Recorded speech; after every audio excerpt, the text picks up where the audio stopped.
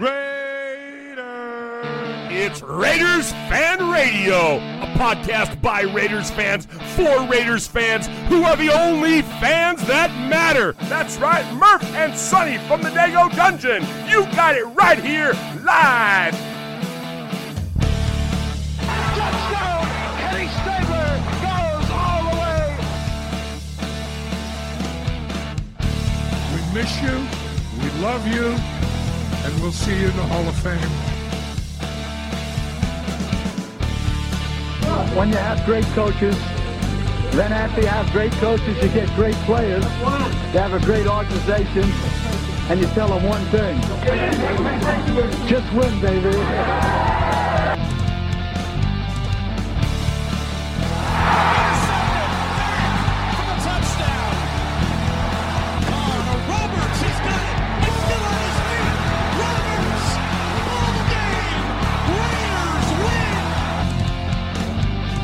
Well, I love this team. I think this team can win.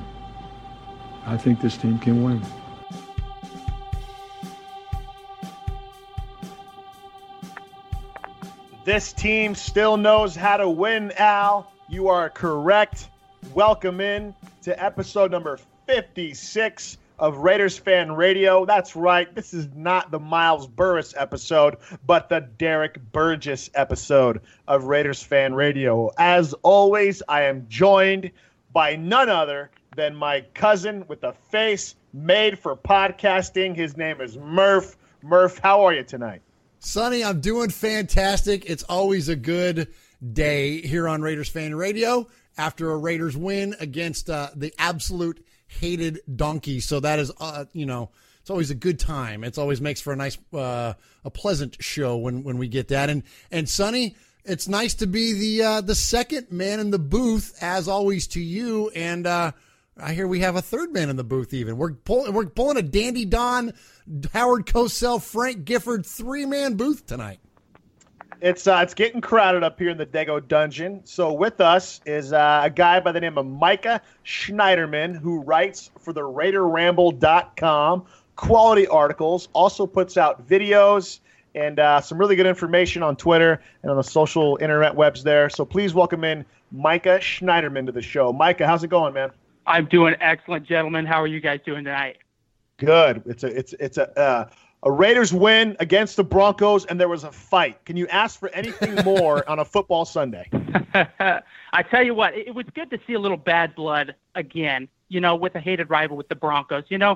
Everybody, with the exchange in the jerseys and all that mess at the end of the game, leave that for a non-rival team. But when it comes to the Broncos, when it comes to the Chiefs, man, I like to see a little tussle on the field. That's my personal opinion anyway. I agree. I think Uncle Mark will agree as well. And he has coined himself the Raider hater, not because he hates the Raiders, but because he wants to bring back the hatred that teams had for each other on the field. And I think that was refreshing to see to a certain degree. I don't like the outcome of it, and we'll get more into that in a minute. But first, let's go into Uncle Mark, and he can tell us where everybody can find information about our show.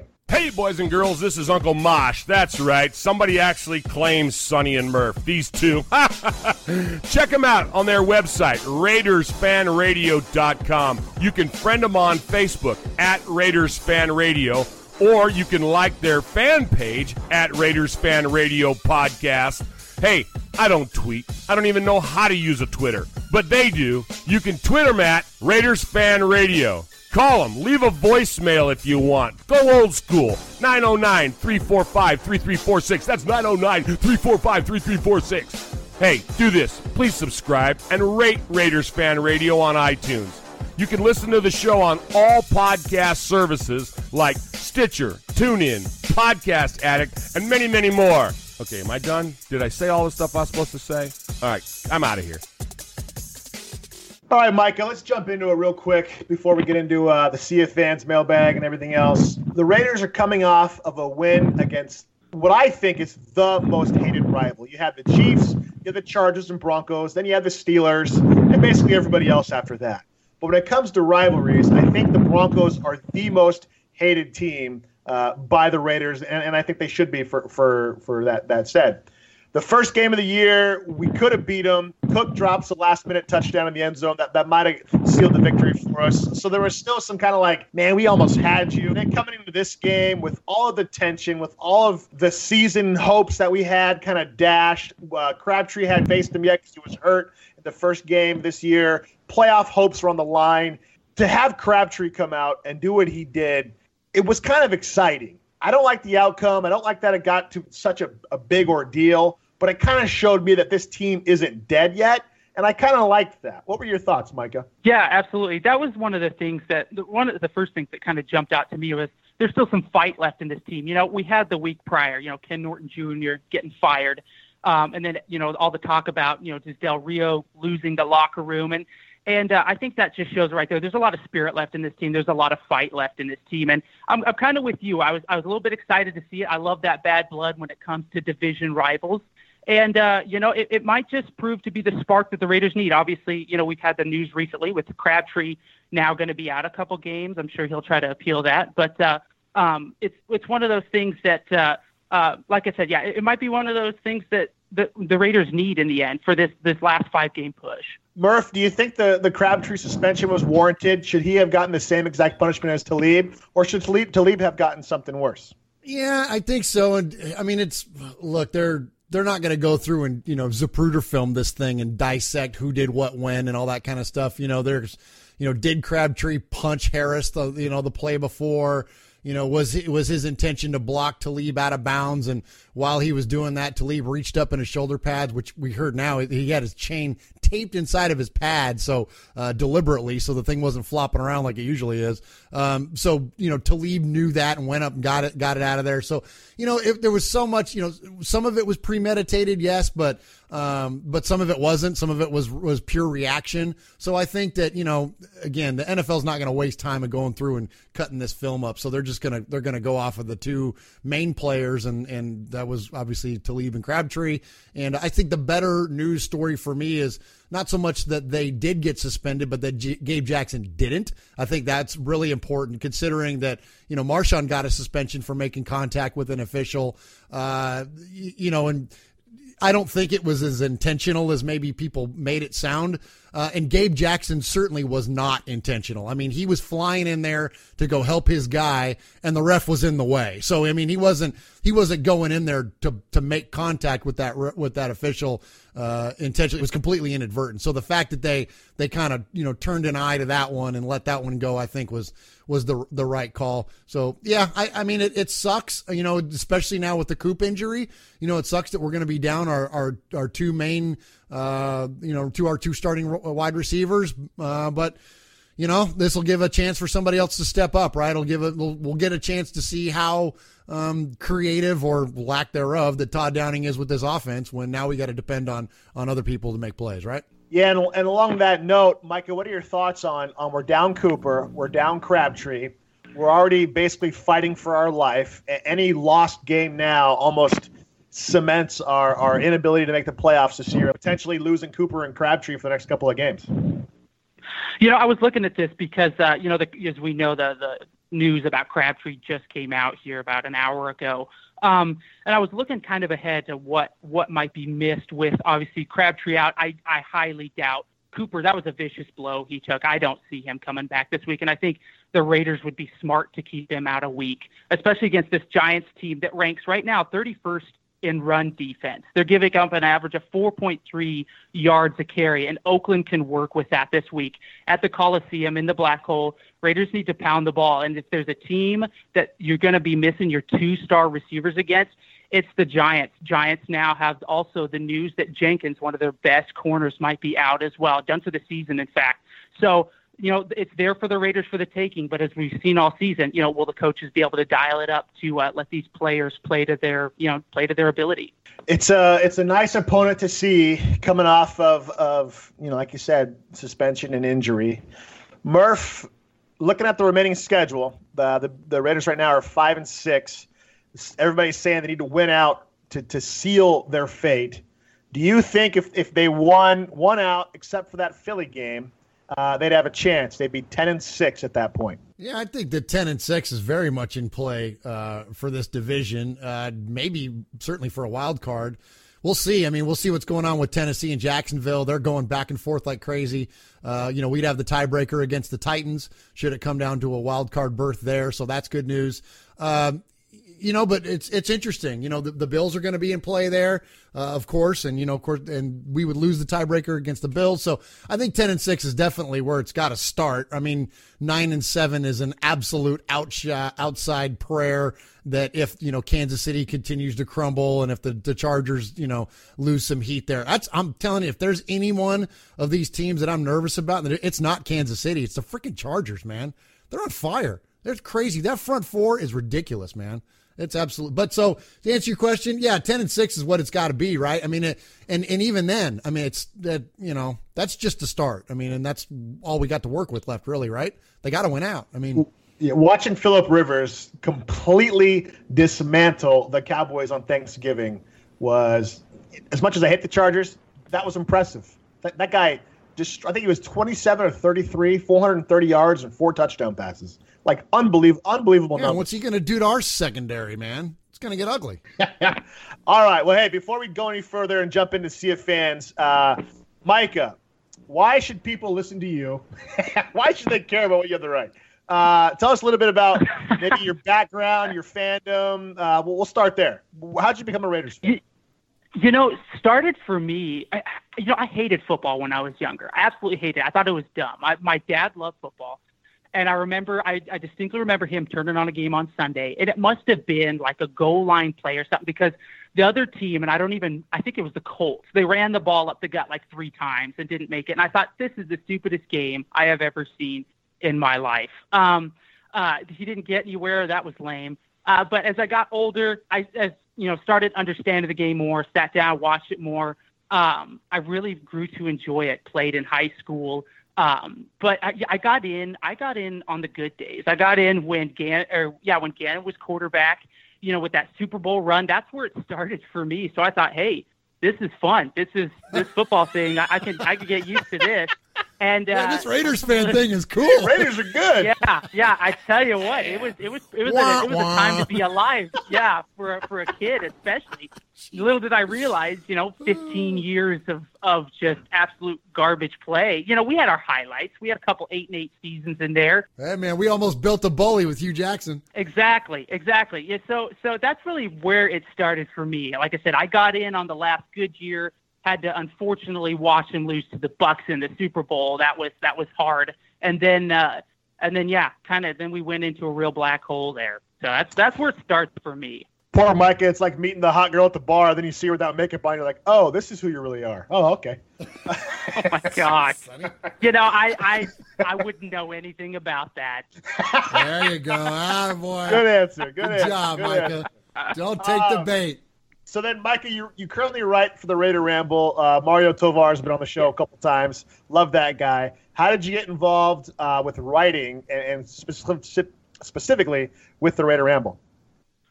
With my writing career began, I started writing for just kind of a generic sports site and just kind of off the cuff. I thought I love the Raiders.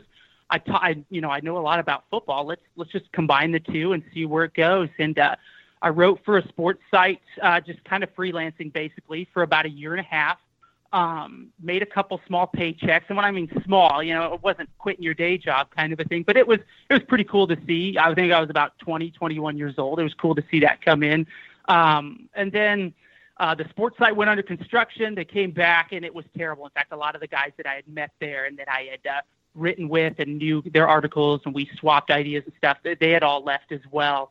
And so I headed out the door. I joined Twitter here about a year and a half ago, and I put in my bio that I was do a little small blog about sports. And Mario approached me one day, shot me a message, and just said, "Hey, man, would you be interested? You're a Raider fan. I see you do blogging. Would you be interested in writing for a sports site I'm starting up?" And I love telling this story because I thought it was spam. I thought he was spamming me.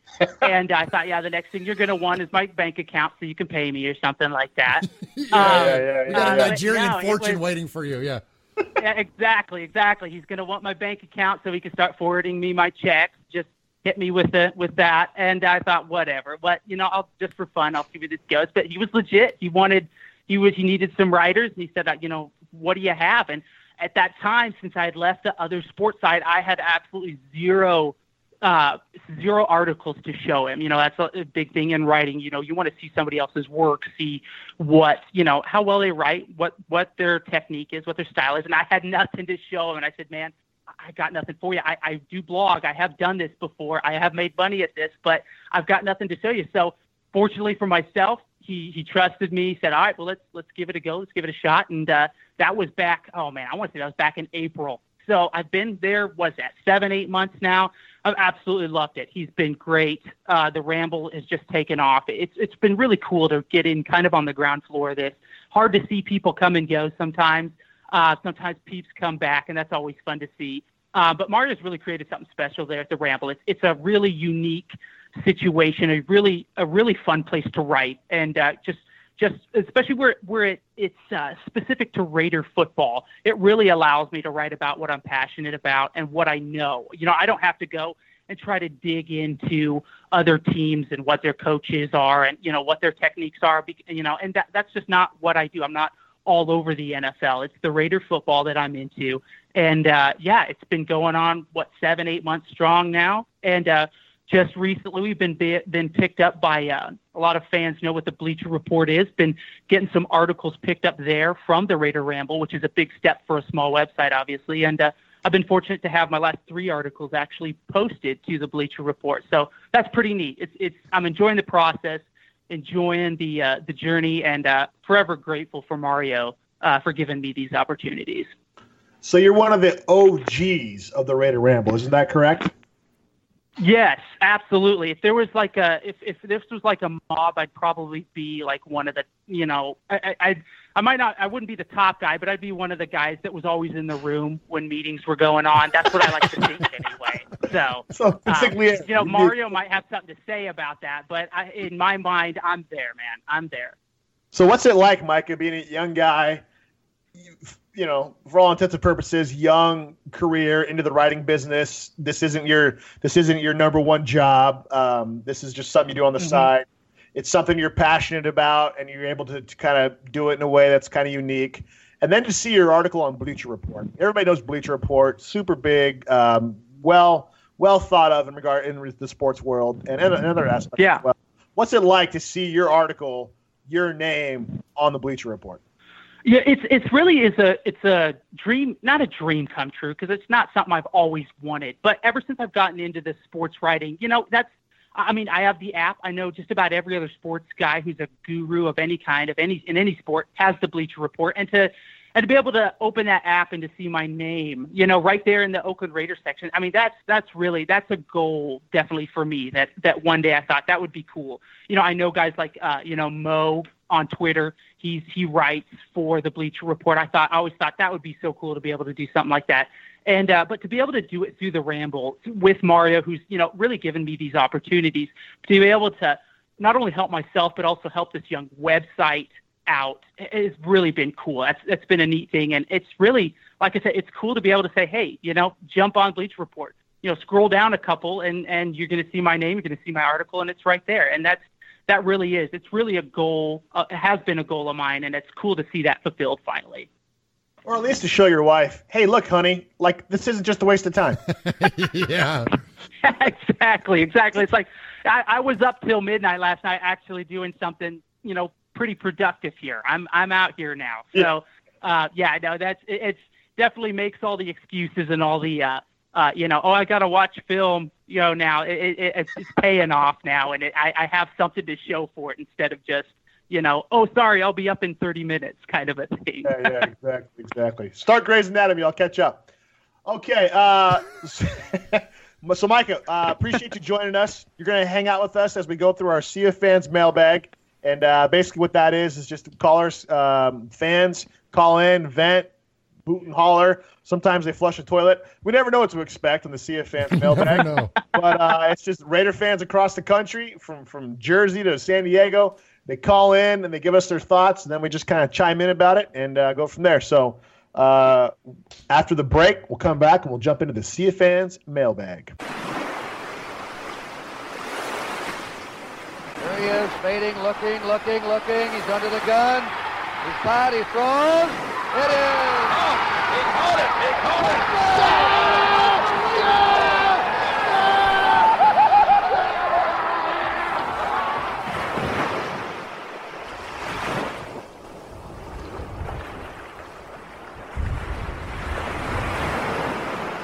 All right, Sonny, first up on the Sea of Fans mailbag, we have one of the guys that's becoming quickly one of my favorite callers. Second time calling the show, Captain Positivity, I'm going to call him, and that is Jose Valencia. Hi there. My name is Jose Valencia. I'm a big-time Raiders fan, 100%, 24/7, every day, all day. Well, I just want to mention today was a badass game. I had a feeling Kansas City was going to lose, and we're almost getting there. It's not over yet for us. We're still in it. We're still in the hunt. What I told everybody, all the people on my Facebook, and I just want to tell you so you can put that in the radio. Now, we need to keep the faith, be united, be positive, and not talk negative stuff. Just say, yeah, you know what? And when you declare, that means it has power. Well, you need to mention it. You know what? I declare the Raiders going to win, and that has power. And I want to tell all the Raiders fans, because we're a family, and that's the main key. But we need to be always positive and be united and keep the faith. And it's going to happen. It's not over yet. There's miracles can happen, you know. But the good thing, we're right now in a good spot. We're in the hunt, and so. Well, like I said, I'm really excited today. And like I said, I'm a big-time Raiders fan, 100%, 24/7. Well, like I said, my favorite player back in the day was Bo Jackson, the running back, number 34. He was bad. I mean, and I know there was good players like Tim Brown, Howie Long, Marcus Allen, and all these players back in the old school. So anyways, like I said, my name is Jose Valencia. God bless you. Take care. And Raiders for life. In Spanish is Raiders. Oakland Raiders de por vida. That means for life. So anyways, take care and God bless, and let's just always be positive and not talk stuff negative. Just be positive and keep the faith and be united and declare. Okay? Well, take care.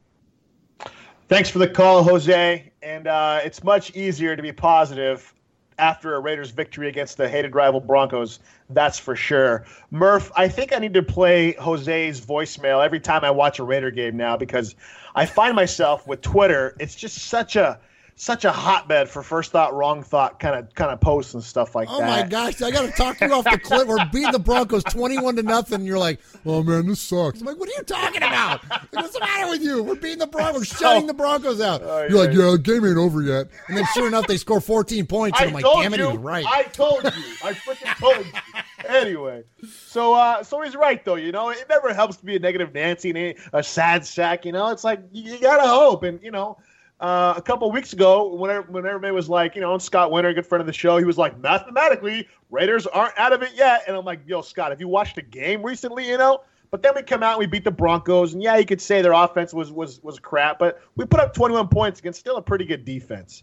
And so that gives you a little bit of positivity. We got 6 games left. We win 5 of them. Good shot. We're in the playoffs. So appreciate your positivity, Jose. What are your thoughts, Micah? Do you find it hard to stay positive with the Raiders recently? No, I tell you what, Jose is the kind of person you want to sit next to at a game. I tell you what, that was excellent. And, you know, there are a lot of things to be positive about here, too. Speaking of the negativity, there were a lot of people on Twitter. You know, the Broncos were able to go and put up the 14 points in the fourth quarter, and everybody immediately pointed to that, even after the Raiders won. Oh, imagine if Trevor Siemian was in there, you know, the whole game. And it was like, whoa, let's slow down. Sure, you know, maybe it would have been worse, but the Raiders put up 14 points on the third best defense in the league without Crabtree and without Cooper. And that says a lot to me, even with Todd Downing calling plays. So you got to take that, and you got to be happy about that. You got to be positive about that. And at this point for Raider Nation, you got to take it a game at a time. We can't be looking at Christmas. We can't be looking at the last game at the Chargers. You know, it's a game at a time right now. And I tell you what, yeah, positivity, you got to keep that up. And obviously, Raiders, you know, in that locker room, it's definitely being kept up because it showed up on the field, you know, with a 21-14 victory. All right, next up, we're going out to the East Coast, returning caller from last week, and we're going to hear from Jim. Sonny and Murf, Raider Jim from the East Coast. Second time calling, called last week. Love your show, man. I'm calling after the Raiders win against the Broncos. Always good to beat the Donkeys. But, you know, got to say it, If Simeon had started, it would have been a different story, I think. The Broncos kind of gave us a little gift, putting old Paxton Lynch out there. It was good to see us, rack up 5 sacks. Good to see us finally get an interception, even if it took, Navarro Bowman laying on his back in the end zone and the ball dropping right in his lap. Hey, I'll take it. We'll take an interception, any way we can get it. I would like to think that this will be the start of a winning streak, but I can see us winning one more. Maybe we got a shot of winning against the Giants next week. After that, I can't see us winning another game, the teams we have to play. So I see us finishing at 6-10, and that's, again, that's not trying to be negative. It's just what it looks like because the defense. I mean, Reggie Nelson, why is he on the field? He is late to every play. Sean Smith is still slow. The secondary is just terrible. So as soon as we play a better quarterback, well, you saw it with Simeon. He came in after Lynch went out, and he just lit the Raiders up. And if he would have had more time, he would have scored another touchdown, and they would have tied the game. So anyway, I love the Raiders, and I hope, they get better, obviously, but the defense is no way. We're going to beat good teams with that defensive secondary we've got. But, hey, the Crabtree incident was wild, right? Another chain incident. But, hey, we won. So let me just stop there. Let me finish with some positivity. And my hot take for this week is we beat the Donkeys. I'll just stop there. Sonny and Murf, I'm gone. Appreciate the call, Raider Jim. Murf rapidly becoming one of my favorite callers. And, quite the polar opposite of what Jose said. Jose's stay positive, it's all good. Micah commented, well, after the game, people were saying if Trevor Siemian was going to be in there. And then what does Raider Jim do? He says the exact same thing. And you know what? I can't help it. They're both right. Yeah. That's the thing, is that they're both right. Yeah, and maybe this season has just – I'm so hurt. I'm such a jaded lover right now, right? All I can see is Trevor Siemian, 11 for 21, 149 yards, 2 touchdowns, and an 87 quarterback rating. Like, he came in and torched us. And, yeah, I thought the same thing. Man, good thing Siemian didn't start. It doesn't take away from the Raiders' win, but it kind of makes it seem like we got lucky, right? It makes it seem like we didn't earn that win. We just got lucky that Paxton Lynch started. I don't know. Michael, am I crazy? No, you got to remember, though, it's fourth quarter. You're up 21-0.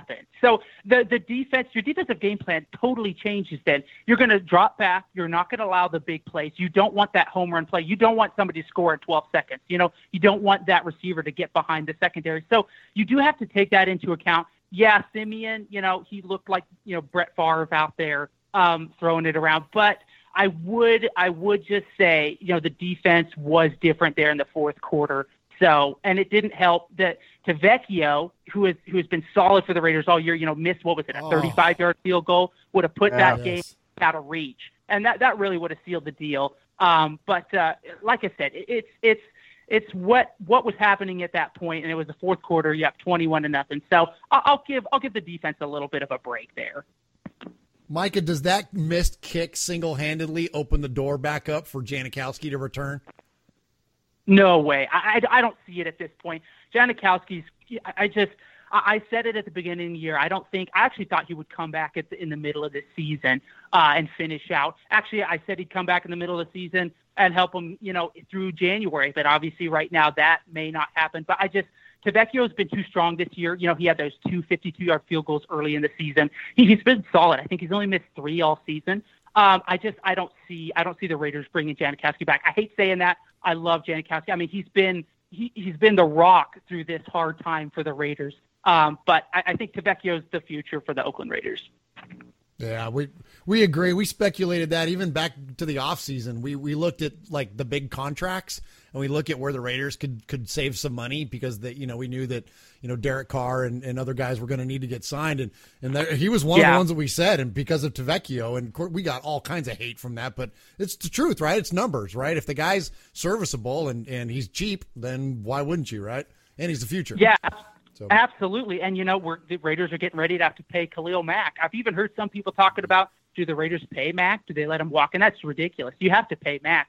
The Raiders have to free up money. They're going to have to get Mack paid for the long haul. You need Mack and Carr on this team if you want to make something out of the Raiders into the future. Unfortunately, Janikowski, his time's over. Now, I wouldn't be surprised if another team picked him up, but Janikowski might be a Raider for life. He might just hang it up there. Wouldn't surprise me at all. All right, next up, we're going to go to crowd favorite and hear from our buddy Chuck McCann. Hey, Sonny, Murf, Uncle Mark. It's Chuck, and I'm not calling from Manhattan today. I'm in sunny Florida. I went to Disney World today for the first time. I've been to Disneyland many times, never Disney World. I gotta say, Disneyland's better. A lot more Raider fans at Disneyland. Disney World, for whatever reason, the place was just stinking with Patriots fans today. Whole families of them. Patriots jerseys, Brady jerseys. Anyway, I didn't get to watch the game. I had to listen on the radio, on my phone. First half seemed to be pretty exciting. Papa makes things exciting anyway. Second half, not so much, but hey, we won. What are you going to say? We won. Go Raiders. If you want to hang out with Raiders fans at an amusement park, Disneyland is your option. And that's pretty much all I got. Go Raiders. We'll see what we do next week. All right, guys. Take care. Sounded like old Chuck's been waiting in line too long at Disney World. Usually he's a little more energetic than that. As he, I love how he rates the amusement park based on how many Raiders fans he sees around him. If that's not the most fandom thing ever, I don't know what is. That was amazing. Too many Tom Brady jerseys makes for an unhappy time at an amusement park. But Murph, the tone of his voice is what I'm saying. We won, but it's like, we won. It's always good to beat the Broncos. It's just like there's still like no hope. It's like we're the footballs that the Patriots played last year. We're just still deflated from the expectations that we had this year and stuff like that, So I don't know, again, good victory, but the reality is 11 of 12 quarterbacks have torched us. The only one who did it was Paxton Lynch.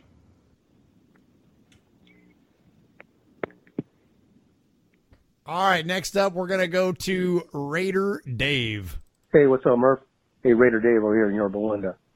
Oh, wait, I got to set this call up, by the way. Yeah, so why does he talk to me? Why doesn't he talk to me? I know.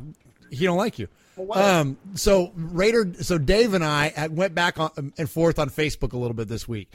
I always put up, and you do as well, we put up posts to say, hey, call on the show, let us know what your takes are. That way, people know when the timing is to call on the show to get them in for the next recording. Anyway, so Dave immediately responded with, hey, man, take it easy. Like, what are you so excited about? This is because I said something about it being a big win. And he was like, easy, Murph. He's like, what are you talking about? I'm like, Dave, we beat the Broncos. I'm like, anytime we beat the Broncos, it's a big win. I don't care what the records are. We beat the dang Broncos. It was my sentiment. And his sentiment was much of what we're hearing tonight of, yeah, okay, that's great, but pump the brakes. So I said, hey, why don't you call on the show? I said, leave us a voicemail and we can talk about it on the air. So that's who we're hearing from. So this is Raider Dave calling in because of a Facebook post. So he addresses me and not you. Plus, I don't think he likes you. Hey, what's up, Murph? Hey, Raider Dave over here in Yorba Linda. I don't know about that game. I don't know what you were looking at, but that was pretty bad game. Think about it. The opening drive, we were 3 and out. Second one, 3 and out. Then we get sacked, lose the ball. Denver was going in to take the lead 7-0. We would have lost full momentum if it wasn't for that fluke interception. I don't know, man. I don't know what's there to be positive about. We got the Giants next week. I don't know. I'm really confused. Please let me know your thoughts because I'm bewildered myself. Let me know. Raider Dave out. Micah, this is the fate of Raiders fans right now.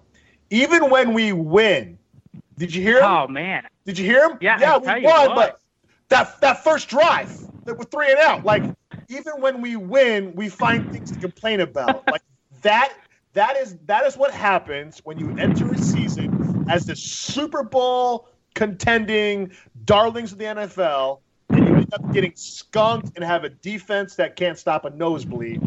Even when we win now, we're still finding things to pick apart. Why can't Raider Nation be happy, Micah, with the win against the Broncos?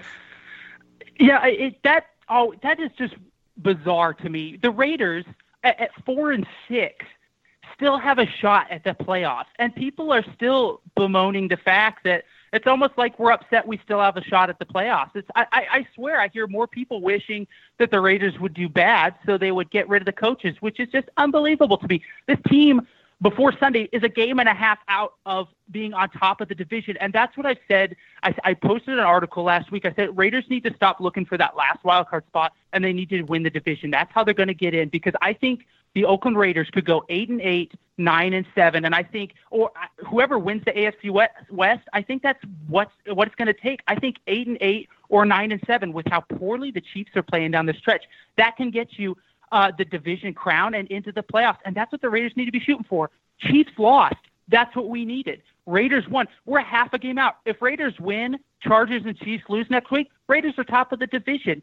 Raiders at this point have no business being anywhere near the playoffs for how poorly they've played. So that's why it's a miracle right now why this team is still in this. So we got to be happy for where this team's at. And like I said, take it a game at a time. Again, Denver has one of the best defenses in the NFL, and Raiders did what they did without their two top receivers. That's impressive. We've got to just build on the little things at this point. We can't shoot for the moon. We got to build on the little things and get momentum that way. We can't have it all right now, obviously. So we need to take the small victories and hope that those build on each other and look next week to the Giants. Let's get it, but let's enjoy this win. That was a good win against a very good Denver defense. That's all I got to say on that thing. But Micah, the first drive of the game was a 3-and-out, bro. I know. And you know what? I would love every drive to be touchdown with a 2-point conversion, 8-0. I mean, but this is football. Yeah. About it. What the hell, Raiders? It's hard enough to win. I know. I at the beginning of the year, look at what the Raiders have on offense. This team should be scoring 34+ a game, but that's not happening. I mean, so if you want to go by who they're beating and how they're beating them, look at the Steelers. Steelers barely got by the Browns early in the season. I think they won by 3 or 2 points.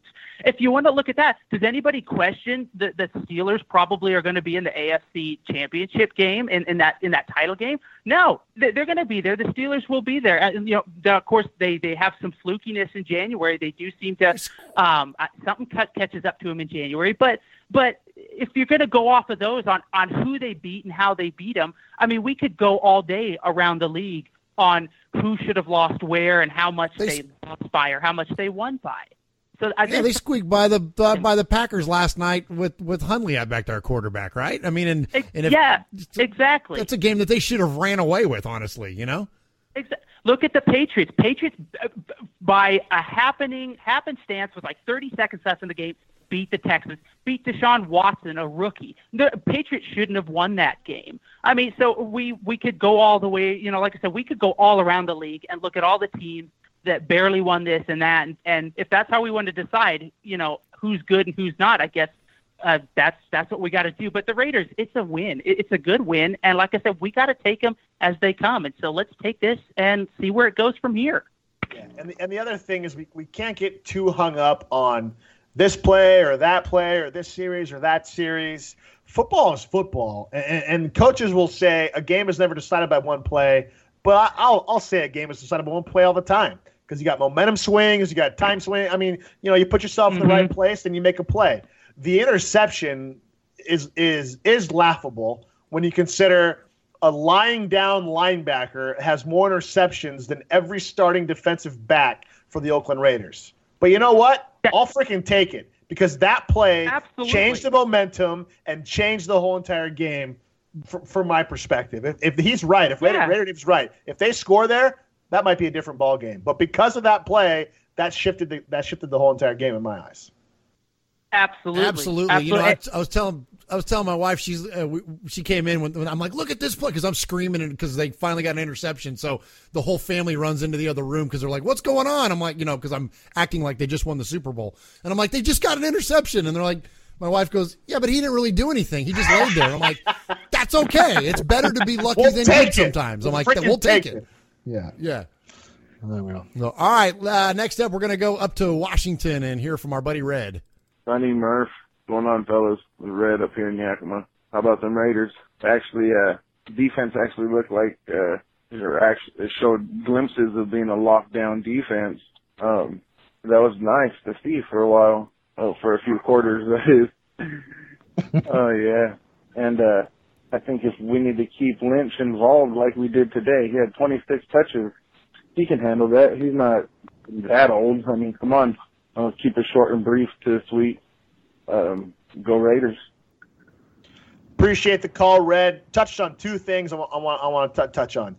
Marshawn Lynch, 26 carries, 67 yards, not a whopping yards per carry by any means, but it seemed like he helped control the tempo and kept drives alive and was getting the extra yardage. And he would slow the pace down, and then Washington or Richard would come in and pick the pace back up. Not to mention, Lynch had 3 catches for 44 yards, which is something, Murf, you were always talking about in the preseason, is that you were excited for Lynch's pass catching ability out of the backfield. So it felt like the Raiders finally utilized that workhorse we've been crying for all year. The other thing, too, is the defense he talked about. It did look different. And maybe it's the placebo effect. Maybe because we know that Ken Norton is gone, we're going to automatically assume that it looked different. But it did look different. It looked like there was a little bit of different formations. It seemed like we were blitzing more. It seemed like, you couldn't just look at it and go, that's a 4-3 or that's a 3-4. We gave them some different looks. And that was exciting.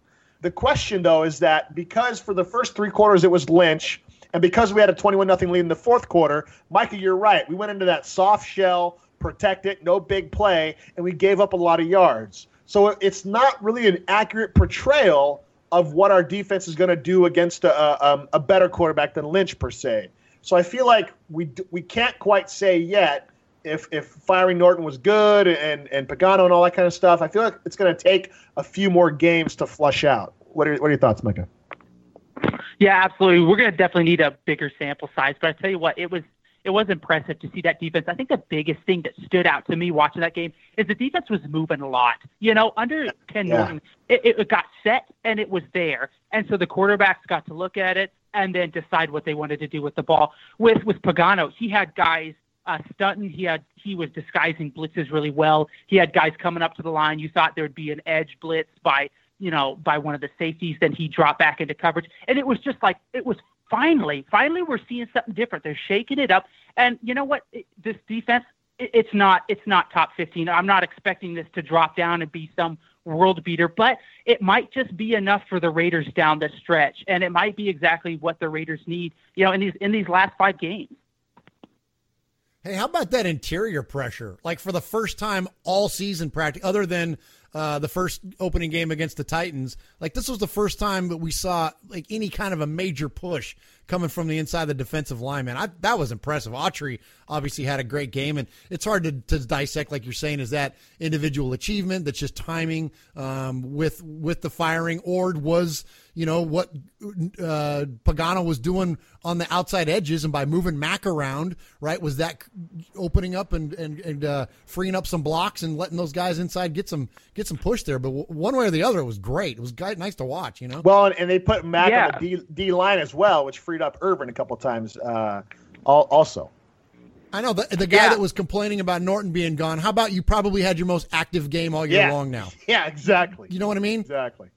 Yeah, 5 all right, sacks, 1 interception. I'll take that. Hold on, I want to say one more thing. All day, right? Micah, that tweet you have pinned to your profile is amazing, where Autry just basically takes that, I think it was the guard, the right guard, and just basically suplexes. Oh, that was money. Just shows him on the ground. He elevates him. I mean, that guard is off the ground. He lifts him off the ground. That is insane. That is absolutely insane. That's defensive, but maybe minus the interception. That might have been the defensive play of the game right there. That was impressive. Absolutely. That's nasty. That is nasty. That reminded me of that one where Mack got on Fisher from the Chiefs earlier this year. Oh, yeah. Caught him off balance and then just gave him a right arm, man, and just put them on their butts, man. That was great. That was great. All right, Sonny, last week we speculated that there was a very large man in Wyoming with an axe over his shoulder, wearing a flannel shirt, listening to our show, call in, and he called back, and even better, he clarifies. Hey, Sonny and Murf, this is Wyoming Raider again.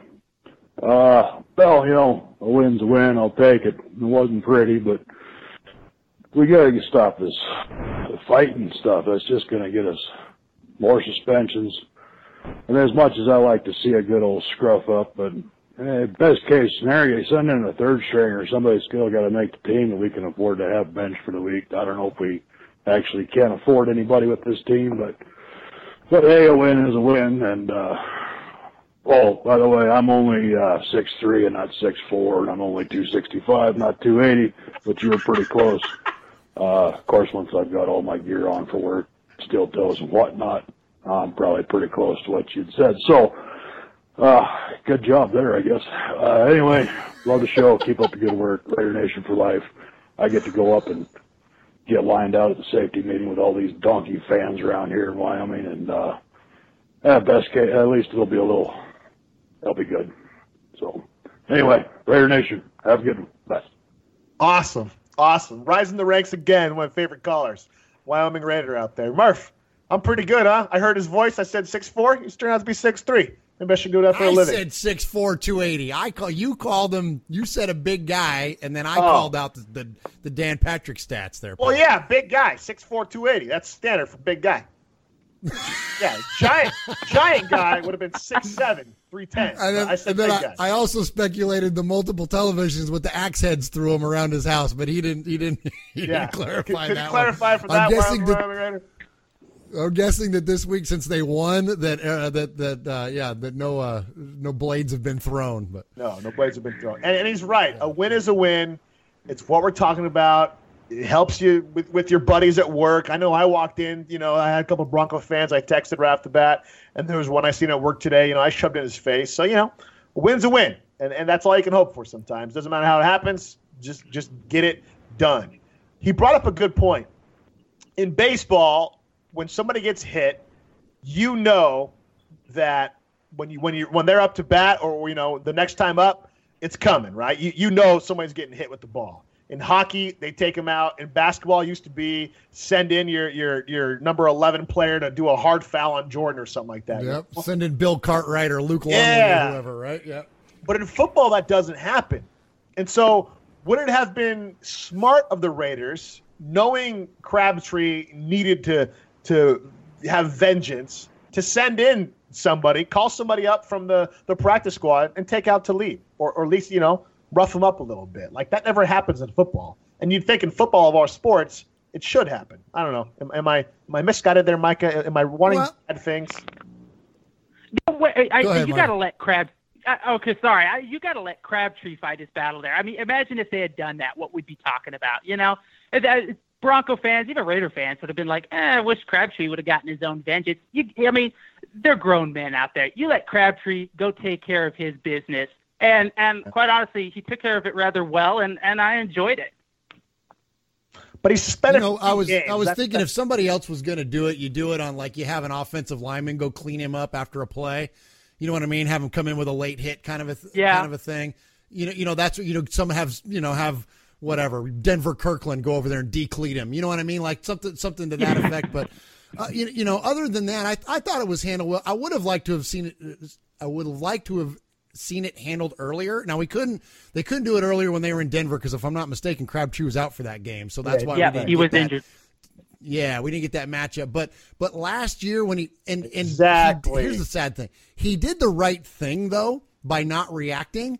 But by delaying it and waiting all the way till now and then having it done again, look, at the end of the day, I'm glad to see that he retaliated. It wasn't the best fight, but a lot of sports fights aren't. But the fact that he was willing to go toe-to-toe, I mean, Talib's a punk on multiple levels for taking the guy's chain, for trying to fight him with his helmet on, and not doing that. And having two of his linemen around him when he was going at Crabtree in the end zone. So ridiculous. I mean, he is the punk of punks. And I tell you what, I think it's done. I think we're finally done. Dion last night, he called them both out because they know each other, and Dion's their guy, and he called them both out and said, "Look, I'm calling both of y'all. That's it. It's over. Like, just quit it. Like, this is enough." Like, and even Charles Woodson tonight on Monday Night Football, same thing. Like, what are you guys doing? Like, you made it personal. You took it outside the teams. Knock it off. And I think most of the reasonable, influencers in the NFL are looking at these two guys going, all right, knock it out. It's silly. You took it too far. But the Raider fan in me is at least happy that somebody was fiery enough to at least stand up for themselves. And, after the thing with Marquette King and, it kind of turned into you know what I mean? They look silly. The Raiders looked a little silly. Looked silly for a long. Talib made them look silly, and they finally came out swinging at him. So that makes you feel good, I don't know what it accomplished. Yeah. But here's the issue I have. Here's the issue I have with it, though, Murph.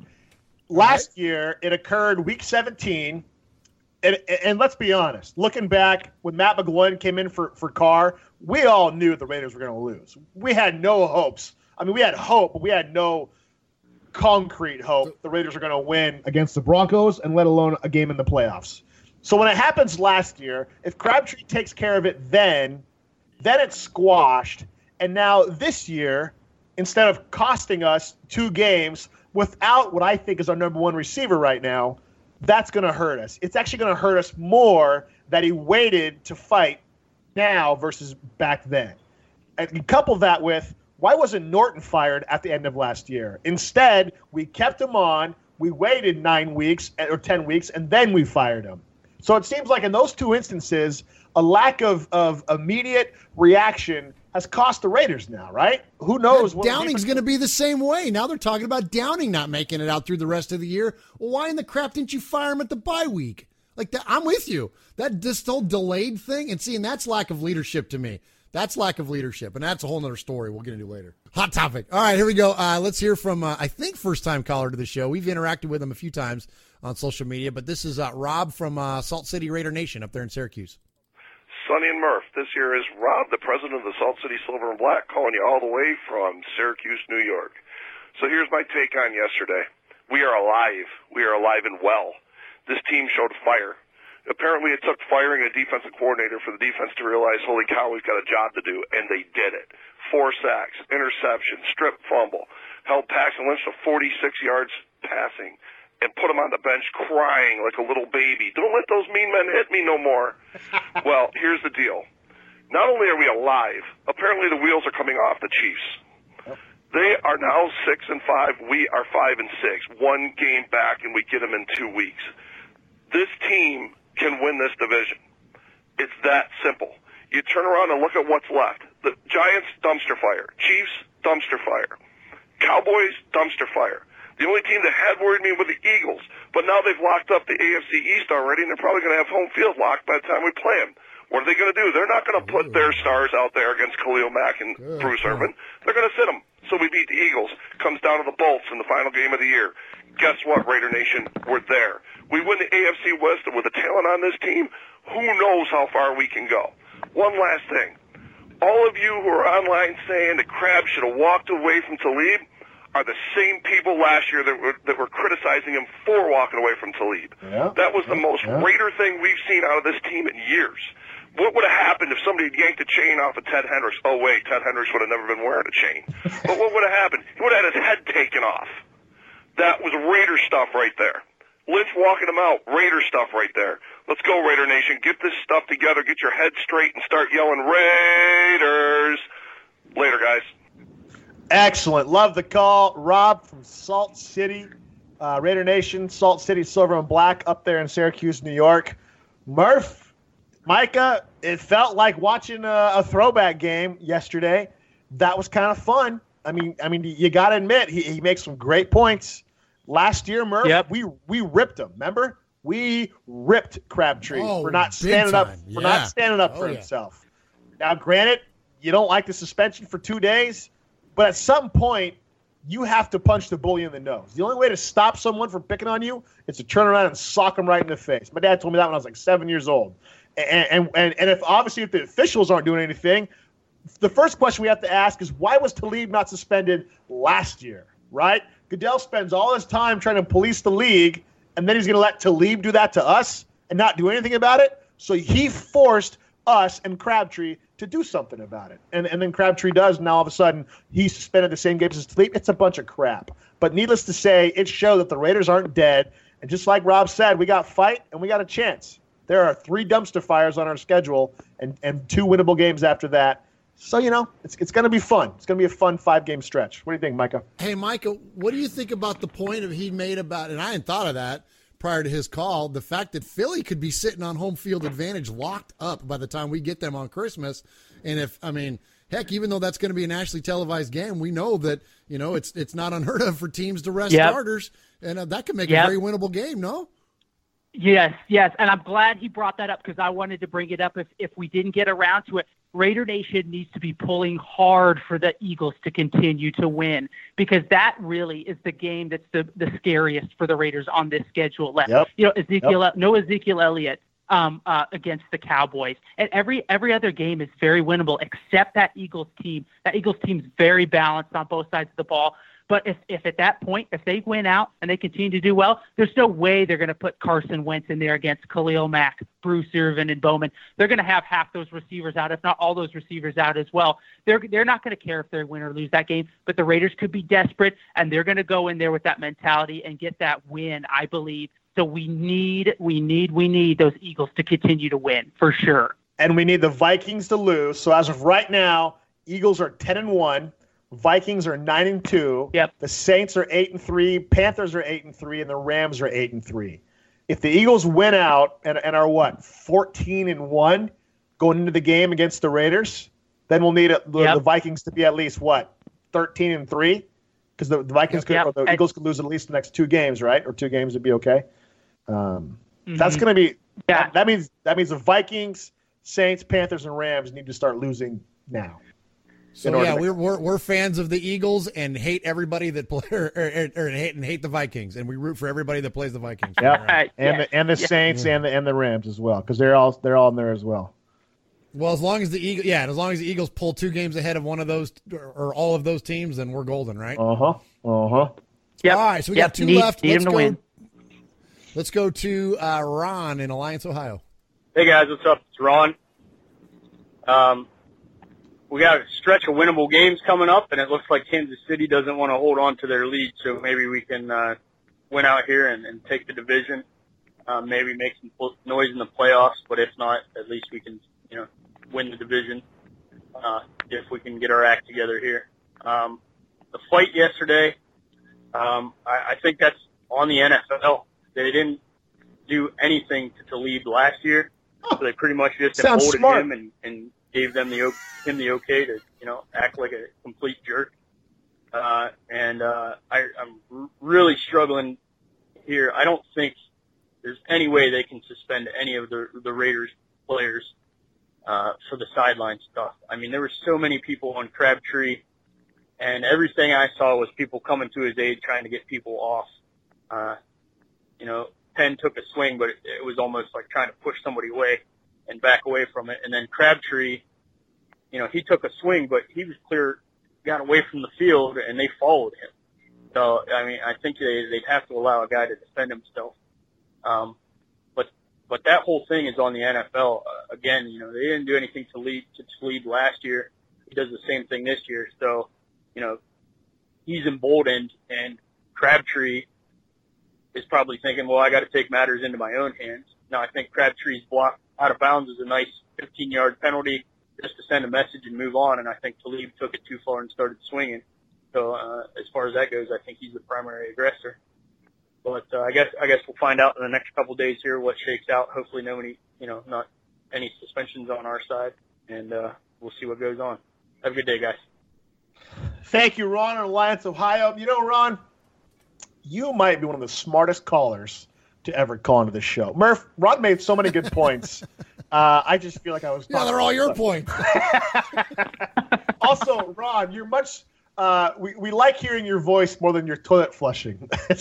Ron called in last week and just flushed his toilet and hung up, and it was beautiful. Anyway, funny. Murf, he makes a good point. I mean, I'm dead serious. He makes a great point in that the league left it up to Crabtree to take care of, and what's Crabtree supposed to do? And he also makes a good point. I didn't even think about it. Crabtree did walk away. Crabtree started it, and then unfortunately took Talib to the Broncos sideline, which made the Raiders need to go over there to protect him. But he walked away. And I wouldn't say ran away, but he got away from it, and it was in the end zone, probably 30 yards from the sideline, when Talib came over there with 2 other defensive guys coming at Crabtree. So it's like, when you look at it like that, man, it makes me even more mad that the league suspended Crabtree like the way he did. And how about the 5 guys who were jumping on Jackson on the Denver sideline, who were stomping on him? right? Like what's up with those guys, you know? It just makes no sense why Crabtree got the equal punishment. Probably because he started it. The old adage, if you start the fight, you're in trouble too. But, you know, it was clear that Talib was out there looking for no good. And, again, you put a guy in the corner, he's going to fight back, man. I don't know. What are your thoughts, Micah? Yeah, you know, it was interesting when I rewatched that, how the fight started. If you watch closely, Crabtree's obviously getting aggressive with Talib. And, you know, he's jacking him up. He's pushing him back. But at one point, Talib actually reaches into his jersey and snatches his chain. And that's when Crabtree starts getting extra physical. That's when he pushes him into the sideline and runs him into the ground. So I would almost argue a little bit, it wasn't so much Crabtree that started it. Crabtree was getting a little extracurricular, but nothing more than when two people hate each other are getting into it onto the field. But when Talib went in and snatched his chain, it was pretty much game over at that time, fight on. And, you know, Crabtree, like I said, I don't seeing him go after that. I've got no problem with that, you know, especially happening a second time. And to his point, it took like 5-6 men to even get down on Gabe Jackson, because that's about as many as it would take for a big man like that. And that was cheap. But, you know, do you expect anything more from the Denver Broncos? I don't. So. No, that's a great point. You're right, because Crabtree came at Harris. Whether or not he punched him, who knows? It seemed like Harris kind of pulled a LeBron, you know, maybe a little bit of acting skills going on there. I think Crabtree hit him, but I think he played it up too. Yeah, and then he came at Talib, but you're right. They engaged, but it wasn't until Talib tore off – excuse me, I'm getting choked up here. It wasn't until Talib tore off the chain that apparently Crabtree had taped to his body because he knew he was playing Debo this week. It wasn't until Talib stole the chain that Crabtree got pissed off. So you're right, Micah. I mean, if you really look at it, it's on Talib, man. And I don't know if we're just Raiders and, you know, silver and black glasses, but it sure looked to me like that guy was the instigator, especially doing it again. Yeah. I mean, what kind of punk does that, man? It just doesn't. That's so weak, dude. It's so dumb. Yeah, I feel like, too, since it happened so early in the game, if it had happened later, I think the league looks at this personally. I think the league looks at this as Crabtree was going in at wanting a fight. And because it happened on the second drive of the game, I think that's why Crabtree's getting the 2-game suspension. If this had happened in the third quarter, I think you might have seen a 1-game suspension, maybe a heavy fine. But because it happened so soon, I think the league looks at this as Crabtree had nothing else on his mind except fighting Talib. So I think that's why the penalty is so harsh. I agree. That was premeditated. That was the premeditated portion of it. He was going at him one way or the other, and then Talib escalated it, and it was on. All right, we got one more caller. So we have a made man this week, and that is going to be Junior in San Diego. So I'm going to play his call, then I'm going to play his music, and then we will we'll talk about what he says. Hey, Sonny and Murf, this is Junior from San Diego. First off, I'd like to say, what is Marshawn Lynch, the new UN? With him locking people out, and it kind of rubs me the wrong way. But I understand. I mean, if you look back and see what he's trying to do, I guess I don't like it, but whatever. Anyway, the Crabtree incident, awesome, loved it. I mean, he played it right last year. What did it get him? Sophia, please, what did it get him? The NFL didn't do nothing about it. There's no suspension. There's no Junior's smart. He's a genius. Everybody's talking about Crabtree. He should have did something. You're whatever. Now he did it. I'm all for him. Go. I mean, I love it. Boatman's interception, awesome. Great awareness on the ground. 27. Nelson, he was there to help out. Excuse me, daughter.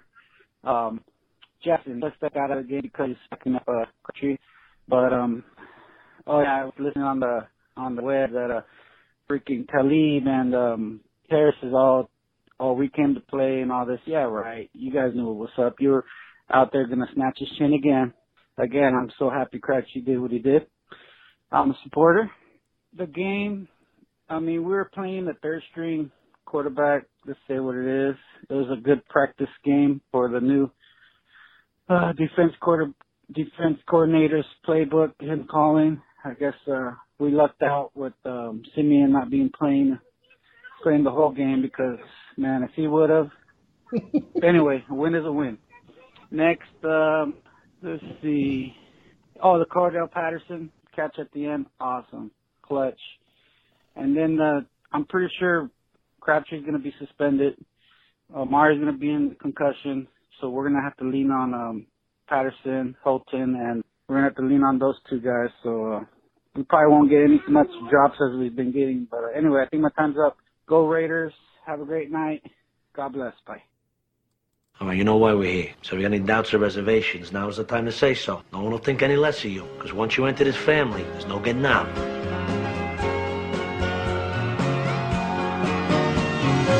The thing that made Jimmy so happy that morning was that this was the day that Tommy was being made. Jimmy was so excited, you'd think he was being made.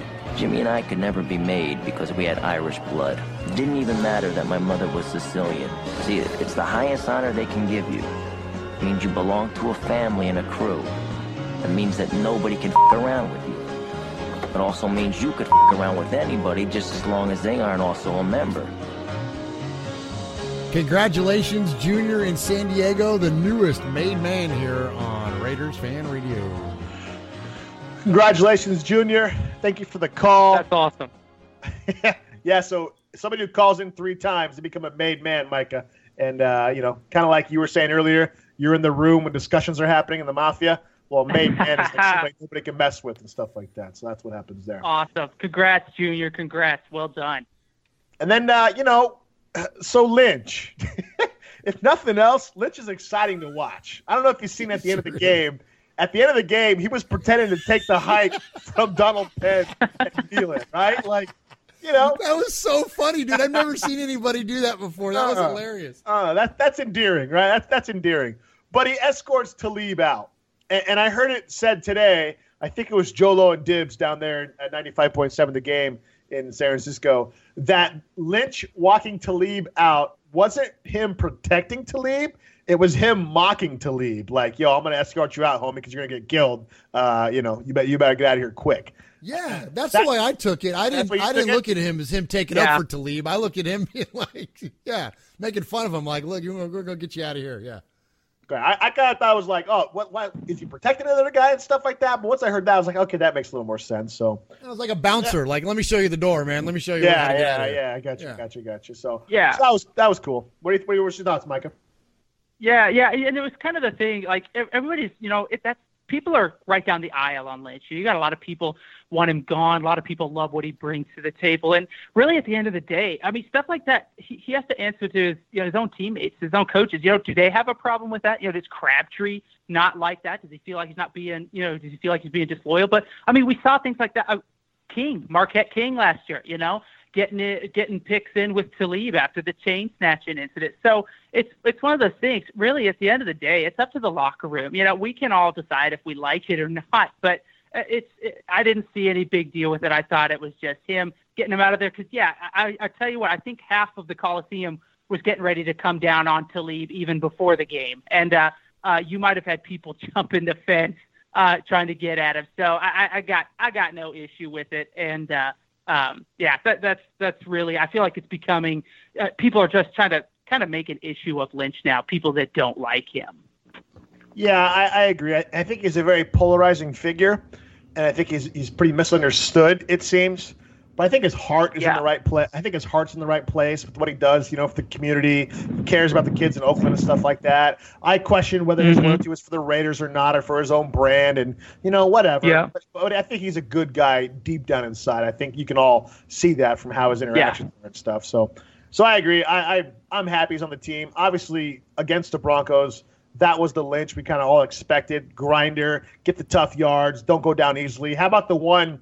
I think it was a run or a catch up the middle. He had about 4 guys trying to pull him down. Ref blows the whistle. And he jumps. And, he's like, "What are you doing, ref? Come on, why are you stopping the whistle? I was getting ready to make a play and stuff." That was pretty fun. All right. Yeah, that was. I felt bad. Sorry. That was. No problem. Let him run, man. He wasn't down. That killed me. I was. No, because somebody came in. One of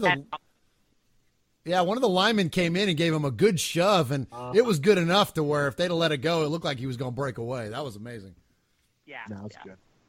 All right, that's it for Sea of Fans. Thank you to everybody calling in. Jose, Raider Jim, Chuck, down in Disney World, punching on Donald Duck down there. Raider Dave, Red and Yakima, Wyoming Raider, 6'3", 240 or 280. Rob 65.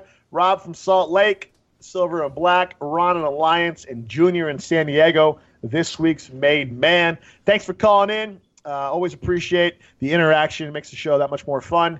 And again, Micah, appreciate you joining us. Real quick before you go, why don't you tell everybody where they can find you, where they can find your articles, and anything you got kind of coming up in the works here. Yeah, I'm on Twitter. I'm not a huge Facebook person, but I do try to get articles that I do post out, on the Raider Ramble. I do try to get those links onto Facebook. You can just look me up, Micah Schneidermann, SCHNEIDERMANN, on Facebook and on Twitter. That's where I'm most active. It's just Micah, MICAH_Ramble, and RAMBLE. Both the M on Micah and the R on Ramble are capitalized. But Twitter's the best way to reach me. That's what I said. That's where I'm most active, and that's usually where I'm fighting off the negativity in Raider Nation. And Micah, real quick before we let you go, typically when we have a guest on, we ask them about their fandom, and then we ask them to give a message to Raider Nation as a whole at the end. With all of it's not a dull moment for Raider Nation, right? They're moving to Vegas. Some people think they're not moving to Vegas. Some people think they are moving to Vegas still. You had the expectations of this season. Then you had, kind of some dismal performances. Norton's getting fired. All the Lynch controversy early on. Is there problems in the locker room? Just all sorts of stuff going on. So we always try to end it on a positive message when we bring on guests. So what's your message for Raider Nation, if you will? I tell you what, obviously this season didn't live up to the expectations that Raider Nation had, but I don't think that last year was just a mirage. I think the Raiders are going to be good. They still have a couple years left in Oakland. I feel for Oakland. I'm not from the Bay Area, but I feel bad for the fans down there losing their team because Oakland is going to Vegas. But if history repeats itself, they're going to be back in 15 or 20 years. So maybe hold on to that hope. But just hang on to that. Raider Nation is truly a nation. It's worldwide, and that's something really eye-opening, even when you're on social media, whether it's Facebook, Twitter, whatever. I mean, it is global, and it is the best fan base out there. I mean, they're the most active. They're the most passionate that I've ever run into, just following sports in general. So stay positive. This team's going to get it back on track, whether it's through this last 5 games or we see it again next year. I still believe they're going to be able to have a shot at bringing a Lombardi home to Oakland before they head out. So just hang on to that. Keep supporting them. I know it's hard because they're leaving you, but the Raiders are bigger than just Oakland. It's worldwide. So it's not just an Oakland thing. And but I think they'll bring back a Lombardi to the Bay Area. So just stay positive, and we're going to get this thing done. Amen. Couldn't agree more. Appreciate the message and appreciate you coming on the show, Micah. Again, it's Micah Schneidermann on Twitter at Micah_Ramble. You can check out all of his work on the RaiderRamble.com, where he is a lead media contributor. In his off time, he enjoys catfishing, and he is the quote-unquote prince of memes. Absolutely. And that is a self-given title, which I have recently since found out that is not allowed. But I'm going to stick with that until somebody of higher authority calls me out on it. So. Well, we're going to give you a nickname because we can't say nor spell Schneiderman, so you're going to get a nickname from this show at one point. Yeah, well, once we figure it out, we'll give it to you. Awesome. Then that will be my made man moment. Then I will look forward. There you go. Yeah. Hey, Micah, appreciate you coming on. Appreciate you dedicating the time to sit through the phone calls with us and your insights and good stuff. And once again, everybody, check him out. Micah at the RaiderRamble.com _ at Micah Ramble on Twitter. Micah, have a good night, man. Awesome, guys. Thank you so much. Go Raiders. Raiders. Thank you, Micah. You're listening to The Violator, and I'm live on Raider Fan Radio. Where you at, baby?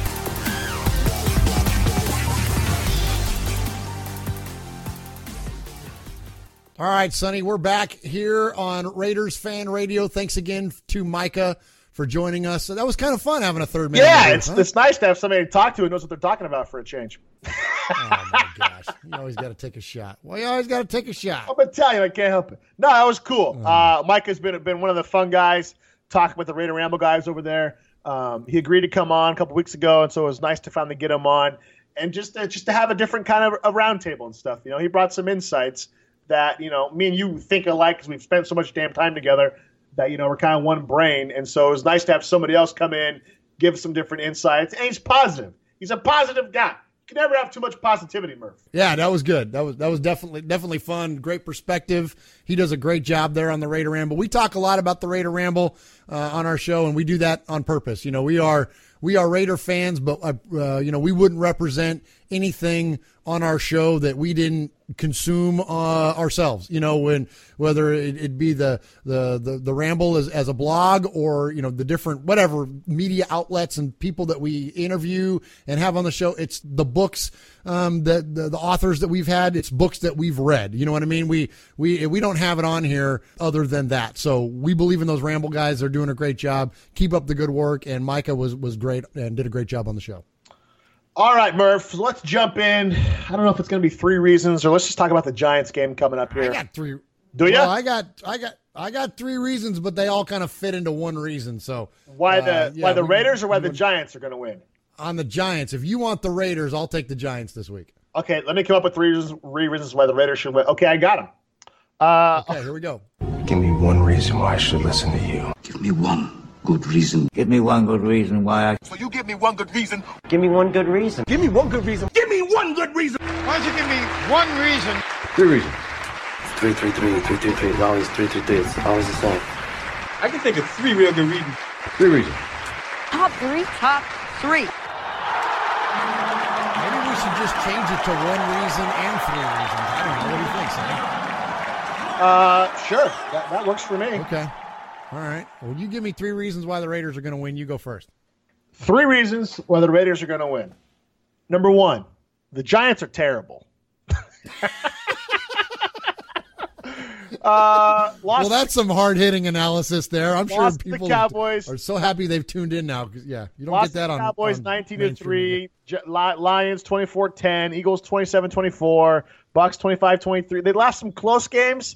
They've also lost some laughers, right? Seahawks 24-7, Rams 51-17. Yeah, that was last week, right? So they're not very good. They're near the bottom in every category. They've only scored 172 points on the year. If anything, our weakness is our defense. And so the fact that the Giants have a pretty piss-poor offense is really going to help us out. And you know who throws a lot of interceptions traditionally, Murph? That would be one Elijah Manning. Elijah Manning typically likes to throw lots of interceptions, and he has throughout his career. And so for a team who's lacking in the interception department, you want to face a guy like Eli Manning when he's not playing well. This is also a guy who's beat Tom Brady twice in the Super Bowl.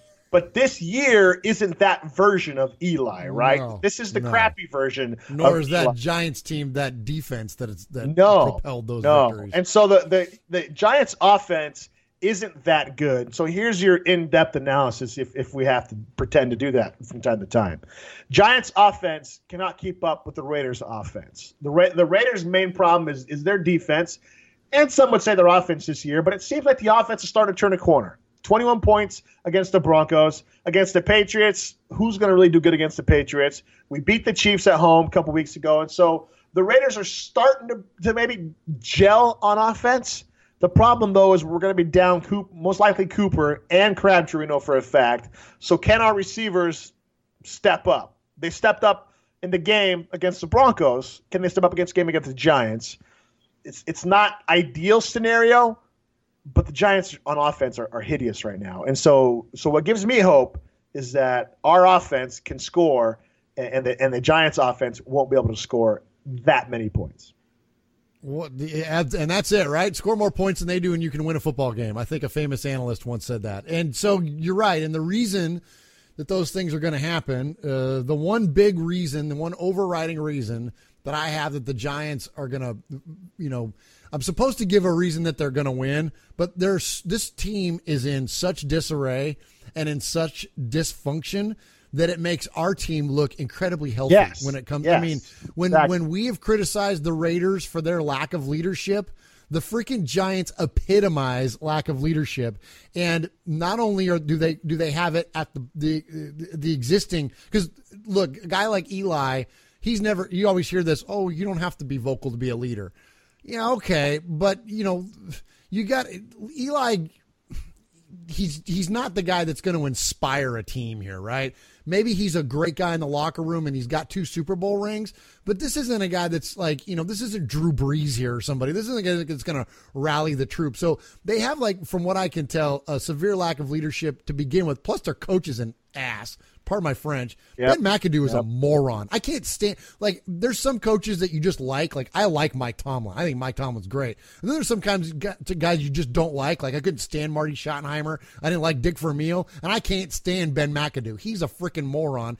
And he's got a serious lack of leadership. And on top of all of that, there's a youth movement that's getting ready to happen because they're so bad. They're going to be there's even talk that they might even bench Eli.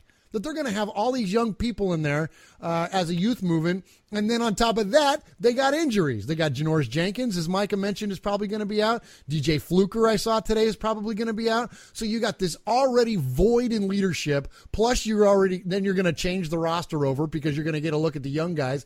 And some of your veterans that are key players on the offensive defense are going to be injured. So, look, Raiders, this one cannot be served up to you any better than the freaking Giants are. Like, this is the time to go back-to-back here, Raiders. So this is the reason that the Giants, I'm not going to give you a reason they're going to win because there literally is no evidence that says, Orleans Darkwa is not going to freaking lock it up for the Giants this week. Okay? Is he a hockey Come player? on, Raiders. Orleans Dark, I don't know. That's their running back that's had a handful of good games this year. And the only reason I know about him is because he shows up on fantasy football stats now and then. But again, you didn't even know who he was. See what I'm saying? Like, the Giants have, look, Beckham's out, right? Like, I mean, think about all the missing pieces and the dysfunction. This is a disaster that's going on in New York. And so anyways, come on, Raiders. So here's another one. Lock it up. Here's another one. Raiders defense this year, Murph, if you had to give them a grade, what would you give them this year? C-. C-. Okay. They've been giving up 23.7 points per game. You're going to give them a C-. The Giants have been giving up 24.3 points per game. So they're even worse than the Raiders defense, right? Like, the Raiders defense, nobody's going to write about in the history books in a positive note, except for the interception thing. We all know that, though. But the Giants defense, and the Giants are going to be missing Jenkins, who's their best defensive player, the guy that rivaled Mack last year for Defensive Player of the Year. So he's gone. So they're even worse. Exactly. And then here's the other one. I'll give you back to back. That's my number 2. Here's the number 3 reason. Raiders offense this year, Murph, grade average. Grade. What would you give them? Letter grade. C+. C+. They've been scoring 20.5 points per game. The Giants offense, 15.6 points per game. There's only one team that has a worse offense than the Giants in the league. And it's ran by Hugh Jack City, the Cleveland Browns, right? So there's only one team in the whole league who has a worse offense on points per game than the Giants, and it's the friggin' Browns, right? You're scoring 15.6 points per game. That's almost 5 whole points less than what the Raiders are scoring, and we know the Raiders' offense has had their struggles. So now I'm scared, to be honest with you. Because I know, right? The Raiders do lose this game. Oh, that's ugly. And it's home. It's a home game. We only got 2 home games left, and we need to win those both. And they're against the Giants and the Cowboys. Both are weak. Yep. If we lose against the Giants, Murph, I'm getting off the internet. Oh, my gosh. Yeah, that's what I'm saying. There's no reason at all that the Raiders lose this game. None. Unless Luke and Crabtree, we should be winning. Even without those guys. Because here's the thing. We should be able to run the crap out of the football. And look, we gave Marshawn a rough time at times this year, and deservedly so. I'm not backing down from one single comment or one criticism that we've had of Marshawn. But if there's one thing that we always have done is that we've rooted for him. Like, we want him to do good. Just because a player does some things that we don't agree with or whatever, that doesn't make us not root for them. They're still wearing Raider uniforms. I still love this team more than anything, and I want you, coach or player, to be successful. I want Marshawn to do well, and he has. And he's really, the past 2 games, he's really done a lot. He's kind of picked up the load. He's done what we thought he was going to do. He's going to get 60 to 70 yards and a touchdown. That's all we need from him. Have him be that red zone threat for us. That he should get going against this football team. So we don't need to be, pushing the ball downfield 50 yards at a time to Johnny Holton. That'd be great. Those are fun to watch, but we need to grind these fools up. That's what the Raiders have got to do. We got to grind them up on defense, and then we got to run the ball down their freaking throat, or as Marshawn would say, run it through an MRFer's mouth, right? Like, that's what we got to do. That's what the Raiders need to do. And if they can't do that, that's basic football. That's basic fundamentals. This is a team we should be able to line up with, go toe-to-toe, not do anything fancy, and come away with a W. If the Raiders don't beat the Giants, then it's over. This is, of the 5 games left, you have the Giants, Chiefs, Cowboys, Eagles, Chargers. This is the easiest game on the schedule, despite not having Cooper and Crabtree. I'd say the second easiest would probably be the Cowboys, followed by the Chiefs, then hopefully maybe the second string Eagles, and then the Chargers last. If not, swap the Chargers and the Eagles. This is as easy as it gets. If we're expecting to go on a 5-game run, basically a 6-game run, start with the Broncos, this is a game. This is the must-win. This is you can't drop this one. Because if you drop this one, then it's a must-win at Philly and the Chargers to end the season. And those are both away games, Murph. After the Giants, 3 of the next 4 games are away. Now, traditionally, San Diego has always been an extra home game for us. Now we're going to, be playing in L.A., which, do the Raiders have any fans in L.A., Murph? Yeah, I mean, all of them. So, yeah, and they're playing in that stupid little soccer stadium that only holds 30,000 people or whatever. That thing is going to be black. I love it. It's going to be amazing. Even if the Chargers keep winning, nobody likes them in L.A., right? So that's a home game for the Raiders. That game against the Chargers, if we're 9-6 at that point, that could be the game. That could be the game that decides all this.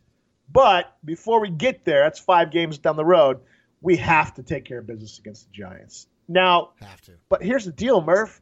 There's part of me that's scared because the Raiders have faced, I think the stat was by Austin Gale at Pro Football Focus, the Raiders have faced 12 quarterbacks this year because they faced 2 quarterbacks against the Broncos, right? 11 of them have had a quarterback rating over 100, I think, or over 110. The only one to not do it was Lynch. Was Paxton Lynch. And Manning, as dopey as he talks and looks sometimes, he has the ability to turn it on and be a great quarterback and win in clutch moments. The question is, do the Giants have anything to play for at this point? And really that's what it comes down to me, I think, is the Raiders have a lot to play for. They just got a big old fight, just lost Crabtree, but maybe they got some swagger back. Maybe they got some pride back, and maybe they're going to actually finish this thing out the right way and throw in haymakers and go down swinging. The Giants don't have that luxury. They have literally nothing to play for except for analyzing young players in their depth chart and figuring out if they want to keep them or not. That swings the momentum hugely in the Raiders' favor, don't you think? It's got to. Yeah, that's what I'm saying, man. They've already been accused this year of quitting on McAdoo. I mean, he's not inspiring anything. I mean, that guy's a lame duck coach if we've ever seen one, right? So, no, it's going to be a good day for Chuck wandering around Manhattan after we sweep the New York teams by, well, not the one up north in Buffalo, but the two that play in New York, beating the Jets and then beating the Giants, man, that's going to make for a good day. So I don't see any reason why the Raiders don't. I mean, and frankly, Sonny, this ought to be a blowout. This ought to be, and when I say blowout in perspective for the Raiders this year, probably like a 21-3 type game. Like, I mean, we have no reason to expect otherwise. I mean, I think you're right. They're just inspired enough. And you know what? Inspiration is a dangerous thing. Believing in yourself is a dangerous thing. And it will make you play above your head. It will make players that you don't expect start making big plays. It will, you know what I mean? So if these guys start to build that confidence and they're now starting to believe in themselves, that's a great thing to happen. Now, I don't want to get too far ahead of ourselves because it seems like every time we start getting momentum in the right way, this team dies off. So I'm going to temper expectations. I said it earlier this season. I thank the Raiders for relieving me of the burden of expectation, and I'm staying on that wagon. I'm not coming into this thinking that they're going to run away with it, but they should, right? They should. There's no reason that the Raiders don't get a big win here. And then all of a sudden, then we're talking for real now. Then it gets interesting. Because then it gets interesting. Yeah. And especially seeing what the rest of the division does next week, because that's also something else that Micah brought up. You know, those teams got to play too. Yeah. You know, so and they don't have an easy game. You know what I mean, or easy games. So it's going to be interesting, man. It's there's a little, you know, the fan in you thinks that, you know, oh, we got this, you know, but the realistic part of your brain kicks in and you go, okay, but there's a little something, but there's something to root for, right? That's at the end of the day. Here's what I feel as a Raider fan. I'll close with this, is that there were so many years we didn't even have hope. Like there was nothing to root for.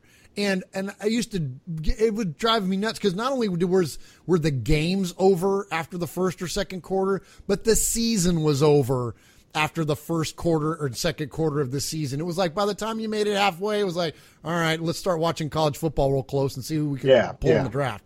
You know what I mean? So the idea that the Raiders are giving us something to root for, that's enough for me as a fan to grip onto that and to still, you know, get fired up on Sundays for Raider football. Chiefs have lost 3 in a row. They face the Jets, who are scrappy. Jets are scrappy. Yes. They pushed Carolina to the brim last week, and they play them in New York. Then they play the Raiders. Then they play the Chargers. That 12-16 game, Chiefs-Chargers, that's going to be an interesting game. That you know, we might not be rooting for the Chiefs that time to win, or we might not be rooting for the Chargers. Like, that's going to determine a lot. Then they play the Dolphins on Christmas Eve in Kansas City, and then they finish at the Broncos.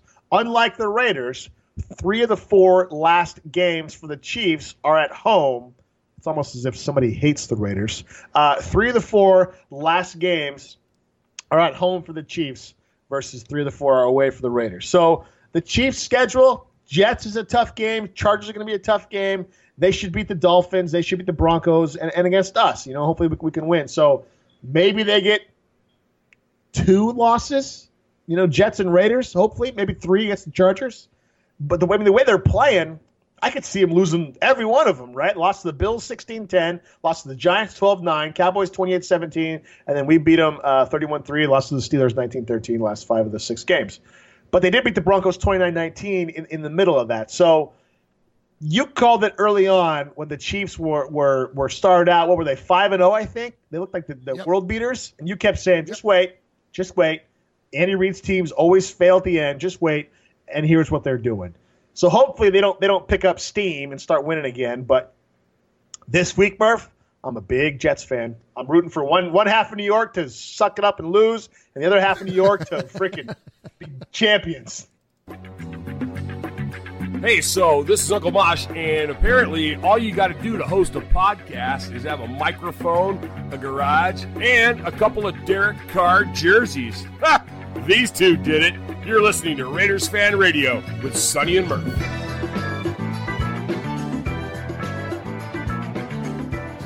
I feel like I'm at an 80s disco or something like that, Murf. Don't you kind of feel that way? that. Men's only skate. Men's only skate. All right, you got a black hole for us this week? Yeah, you know what? I'm kind of all over the place here, so I'm just going to go ahead and just hit this off the top, and then I'm going to ask you to walk through this with me. Murph's Black Hole of the Internet. A journey that begins where everything ends. All right, Sonny. Black hole the internet this week took all. You want to talk about going down the black hole the internet? I went to the deepest, darkest depths of the internet, in sports related, anyways, and trying to come up with a soundbite, and I couldn't find it. And so I'll tell you what happened is that I started. We talked a lot last week, in coming off the Patriots game and about how everybody's got this severe hatred for the Patriots, and we suggested that while of course you're going to have hatred for the Patriots because of kicking off Tom Brady's career and the tuck rule and us getting jobbed in that game and everything, but really is that hatred kind of misplaced when really it should be towards the Chiefs, the Chargers, and the Broncos, and especially a team like the Broncos. And so I started thinking about, why we hate the Broncos. And the most glaring play to me about why we hate the Broncos was Rob Lytle's fumble or non-fumble in the 1977 AFC Championship game. Now, which was actually on January 1st, 1978. But wait, is that right? No, 77. Anyways, whatever it was, it's coming up on the 40th anniversary of that. And so I really wanted to find the sound bites, because I know they're out there, of Madden post that game long after he'd been retired. They did an NFL Films segment on that game. Now, why was this game so significant? Well, the Broncos had never made the postseason of any kind in any incarnation, AFL, NFL, nothing. They had never been in the postseason, and here they were going up against the defending Super Bowl champion Oakland Raiders, right? Their heated rival already, and we got jobbed on this call, and it cost the Raiders a back-to-back Super Bowl appearances, and frankly, they would have beat the Cowboys in that Super Bowl. So this would have been back-to-back Super Bowls, not only for the Raiders, but for Madden. And think about how the Raider legacy, although is still amazing, think about how that would have changed the course of history, right? I mean, it would have been a huge thing for the Raiders to go in and to beat the Cowboys, a team that, this huge franchise rivalry, and they've never met up and all this stuff. So it just would have been a big deal. So anyways, that's one of the reasons why we just absolutely hate the Broncos. Well, so the officials blew this call. Tatum goes up and sticks. Well, I'll tell you what. Here, I asked you to ride with me on this. Sonny, why don't I just play some audio from the non-fumble? This is a few audio hits here from Phil Villapiano and George Atkinson, and it just kind of describes the play. Here we go. Controversy and the Oakland Raiders went hand in hand in the 1970s. The Raiders felt the league had it out for them. Exhibit A, the 1977 AFC Championship game in Denver, known in Oakland as the Rob Lytle game. Rob Lytle gets hit in the championship game in Denver. Clearly, Tatum hit him and he fumbled the ball. What happens? They give the ball to Denver. They go on to the Super Bowl. Clear fumble. The guy's up in the air, not on the ground, up in the air, and the ball's knocked out. Referee say blew the whistle. Excuse me? All right, so there you hear Upshaw and George Atkinson, some guys in there talking about. They're great. And so I know this thing exists. So I was trying to find this segment where Madden, they revealed to him that the referees, this is 10 years after, this is in like 87, the referee that called the game, I forget his name off the top of my head, it's like Kelly or McKay or something like that, they admitted that they blew the call. Admitted it on NFL Films, that the guy that called it a non-fumble, they said that his forward progress had been stopped. Now, when you look at the play, Rob Lytle is running in from the 2-yard line, and Tatum, sticks him, dude, and knocks him out. And Lytle even says later on that, he was out, like he was completely out. So there was no reason that this should have been overturned, but this official on the far side of the field came running in across and called it, and they called it incorrectly. Well, they reveal that to Madden, and you get a genuine reaction from Madden on the call. And he's like, well, too little, too late, right? Is basically his response. But I was looking for that. I know I've heard it somewhere. So I found every other John Madden interview and dug up a really cool one from the Super Bowl that was played the year before. You following with me yet? Am I all over the place? Yeah, I got you. You're all over the place, but I got you. Okay. So I found this interview with Madden that was fascinating to me. So here I started off with this non-fumble Broncos stuff, ended up with Madden interviews, and then found this. They recently uncovered some footage of interviews that were conducted before the Super Bowl in 76. So this is just prior to them taking on the Minnesota Vikings in 76.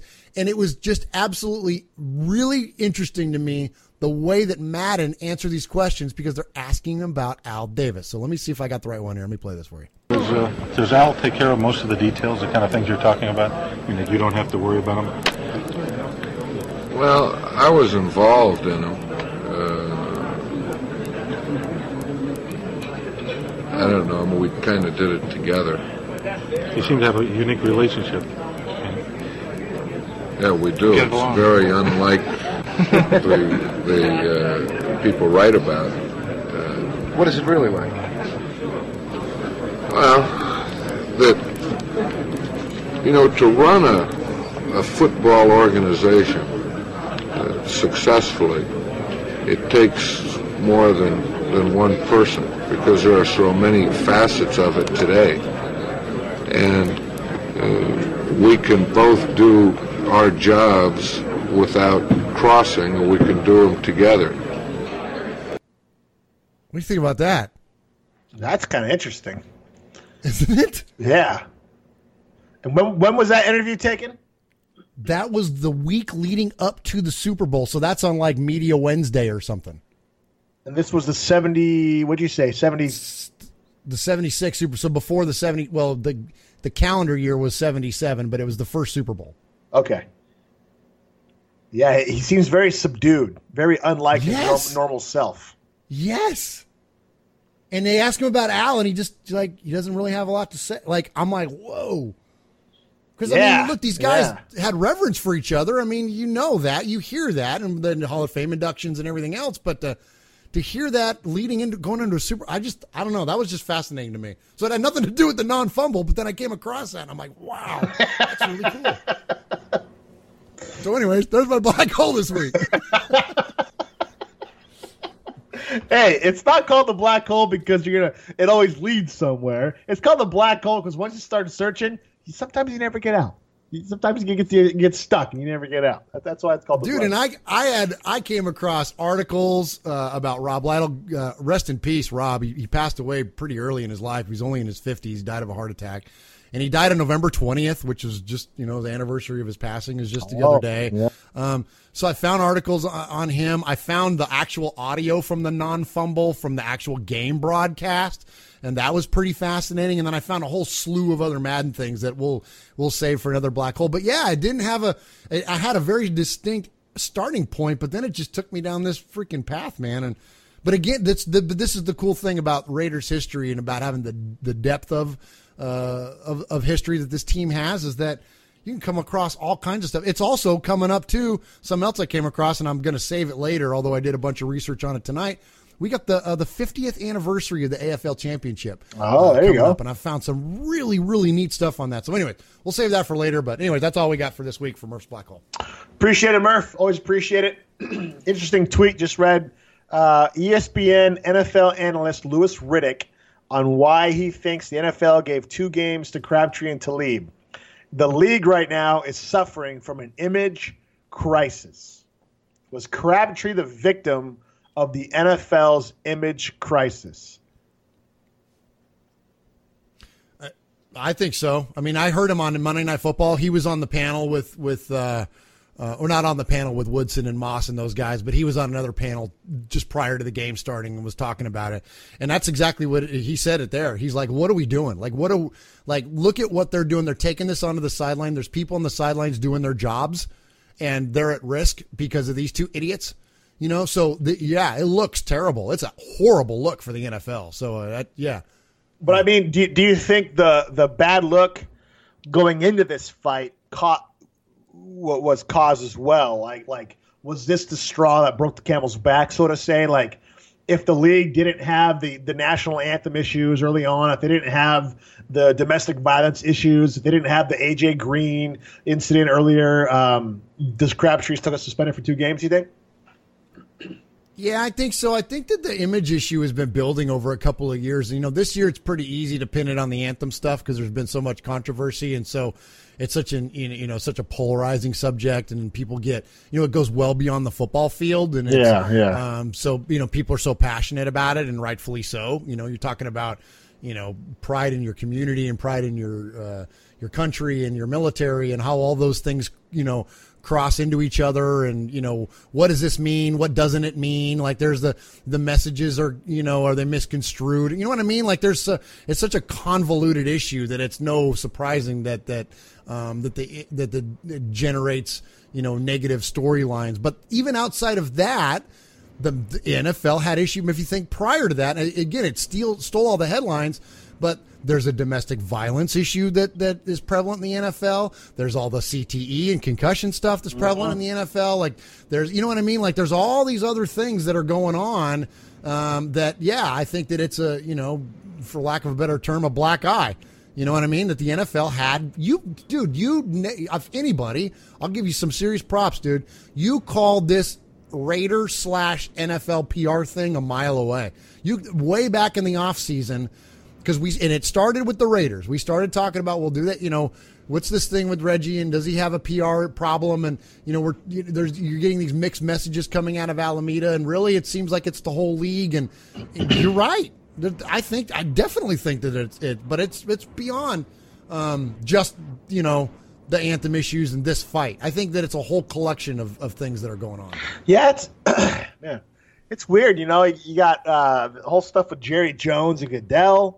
You have the anthem stuff. You got the Texans owner. Talking about the prisoners running the whatever, like just which is he didn't even use the right. It should be inmates running the asylum, not prisoners running the prison or so whatever. You just got so many off the field stuff continuing to happen week after week after week, and it kind of seems like Crabtree and Talib. I mean that. For being Raiders fans,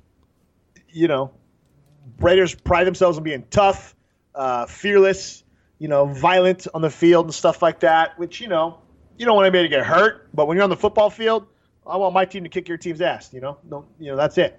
And so, you like a good fight. But when I was watching it, when you were watching the game, and when the play ended and all of a sudden they're like, oh, there's a fight going on. You see Crabtree taking Talib down on the Broncos sideline. I was like, oh man, this is not good. Like, this could get bad. Because I thought Crabtree's on the Broncos sideline, this could end bad for him. And then when all the Raiders came over, and then it just started like, there's Donald Penn fight with somebody, there's Gabe Jackson fight with somebody. Like, it just was like, oh my gosh, like how are they going to get control of this, And then it cut over to, and there's Crabtree and Talib going back at it, It was like, this is bad. Like that was one of the worst fights I think I've seen in the NFL in quite a long time. I can't remember the last time I've seen a full-on brawl like that. And then I started thinking, remember the Andre Rison Deion Sanders fight way back in the day? Oh yeah. Remember, I remember before that game being hyped about that because of the fight. I remember telling my dad, they're lining up against each other. Let's watch it. And boom, right off the bat, they went at it. But that didn't clear the benches, so to say. That was just them two kind of and neither did. What about Andre Johnson and Cortland Finnegan? That was a good one. Yeah, that was a good one. And right? That was a great fight, yeah, man. Exactly. And Andre Johnson, Mr. Reserved, man, and he lost his mind on Cortland Finnegan. That was fantastic. You know what I mean? But it started with those guys and it ended with those guys. Yeah, exactly. Yeah, it didn't turn into a big creative. I'm with you. It was a little. There was mayhem was beginning to ensue there. And I was like, whoa, this is the little, where it almost makes you feel uncomfortable. You're like, oh my God, like you want somebody for real get hurt. Like you said, you want to see a good fight, or like Wyoming Raiders said, look, I'm good to watch a good scruff up. Like that's cool. But you don't want to see any, especially with all, like I said, with all the, you got guys over there that are just side personnel, water boys. Yeah. The one guy got laid out. I don't know who he was. He was just standing there when Crabtree went over there with Talib and stuff. He got laid out. And so, yeah, it was borderline uncomfortable was a good word. It was borderline like, hey, cool, Crabtree, get yours. Oh, wait a second. This is bad. Like, it shouldn't be this bad, Yeah, somebody swinging a helmet or something like that. I mean, they threw a helmet. They threw the helmet at Crabtree. That's what I'm saying. Somebody get for real hurt, man. It's beyond. Oh, look, you got punched or you got knocked down or whatever. No, man, you hit somebody that's not wearing a helmet with a helmet. Oh my gosh, man, you're gonna hurt them. Like for real. Like So I'm with you. So I think that the NFL, look, they go. Here's ultimately where I come down on this, and I'm assuming this will be at least a mildly popular opinion with our listeners. I'm over Roger Goodell. I liked him early on when he came in and was the sheriff, and and he's restoring order, and he was handing out suspensions, and he was kind of protecting the shield and all that. Like I was like, okay, cool, right on, like good. Like we needed somebody like let's rectify a lot of this stuff. Let's get everything straightened up. Especially being a parent of young kids and stuff. It's like, look, football players are not their role models, but they're seeing it. They know what's up. You know what I mean? Let's give them a good example. Let's give them a little, something that we can be proud of to show them and to you know what I mean? Of example of healthy, fair competition. Like right, like that's what you want, right? So, but I was a very big supporter of Roger, but now at this point, I'm never going to criticize a man's paycheck. But when you start talking about the kind of money that he's going to get paid, and the lack of influence and the lack of impact that he's had on the league. About lack of control. Lack of control. Yeah, and don't tell me it's, well, the league's making more money than ever. Yeah, you know what? You could market the NFL, and so could I. So don't give me this crap about, all I know is that teams are relocating like crazy. Viewership is down, and it's more of a mess than it has been in many, many years. And so just like we all, follow the money back to the leader, well, he's the guy. And he's not impressing anybody. And this whole puppet thing that he's with, I mean, look, I know the owners pay him, and I know some owners are more powerful than others, but he's literally just a freaking puppet. Like, we need to have a Tagliabue type guy back in there again. It's time, man. It's time. I hope, and I don't know who that guy is, and I didn't go into this conversation thinking that I got some replacement in mind, but it's time, don't you think? Yeah, the fact that there's and even conversation that's getting out to the media that they want him gone, that Jerry Jones is ready to come after him and stuff like that.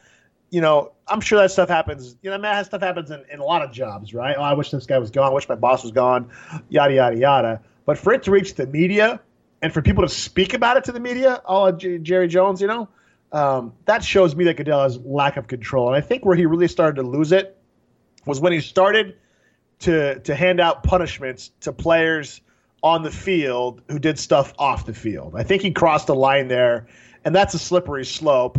And you could say it was noble. You could say it was, good on you for trying that. But I think he crossed the line, and now it's so convoluted that nobody, it just doesn't make sense to anybody no more. Yes. You gave this guy this, but then you gave this guy this. You gave this guy who beat his wife nothing, but you gave this guy who stuck up for himself for getting a chain ripped off 2 games. It's like there's no objective lines drawn anymore. It just seems like whatever he feels. He went on the witch hunt for Tom Brady and the deflated footballs, and then and then the whole stuff with Zeke Elliott. Talk about a PR, dude. Talk about dude. The Zeke handling, Zeke and Brady ruined him. Yeah, my gosh, dude! Like you couldn't botch those. At what point do you not just look at the Tom Brady situation and go, okay, let's just walk away from that. Let's just leave this alone. Exactly. It turned into such a freaking circus, and it was all him. Mm-hmm. It was all him. He started the whole thing, man. Started the whole damn thing. It's ridiculous. So and so here we go. So here we come full circle. So here we are, Raider Nation. Now we're feeling it. Now it's in our face because we're missing, arguably one of our best players on offense for a couple of games. And, should he have been suspended 1 and Talib 2? Can he appeal it and they'll give him 1 back? I don't know. We'll see. But, yeah, I think that Riddick really makes a good point that there is a major issue going on in the NFL. In fact, I see him now. He's on SVP right now. He's probably talking about it right now. Yeah, that's awful. All right, Murph, let's get out. Appreciate Micah from the RaiderRamble.com on Twitter @Micah_Ramble. Check him out for all of his work. Good guy. Appreciate him coming on the show and staying with us. Might be the longest time a guest has been on the show.